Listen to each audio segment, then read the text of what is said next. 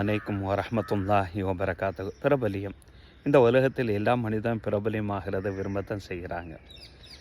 பிரபலியம் ரெண்டு வகைங்க. ஒன்று நல்லறத்தின் மூலமாக பிரபலியமாகிறது.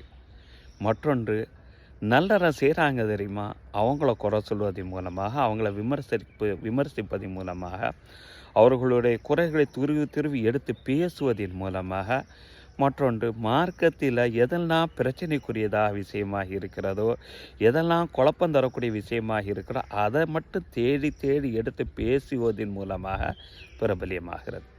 சரி, இது விஷயமாக மார்க்கம் என்ன சொல்லுகிறது என்று பார்த்தா, சொன்ன அபுதாவுத் மற்றும் இப்னு மாஜா போன்ற ஹதீஸ் நூறுகளில் ஒரு ஹதீஸு பதிவு செய்யப்பட்டிருக்கு.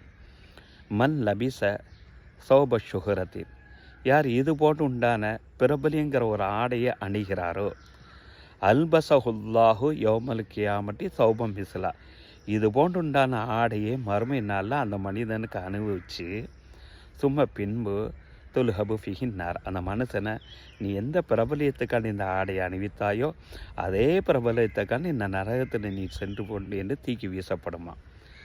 வஃபீல் அஃப்லி மற்றொரு வார்த்தை என்ன அந்த ஹதீஸில் பதிவு செய்யப்படுதுன்னு சொன்னால், சோபம் அதில்லா, அதாவது இழிவு என்ற ஆடையை அனுபவித்து இந்த உலகத்திலே அவனை இழிவுபடுத்தப்படும், மறுமையிலே நரகத்தில் தூக்கி வீசப்படும் என்றார்கள் நபி ஸல்லல்லாஹு அலைஹி வஸல்லம்.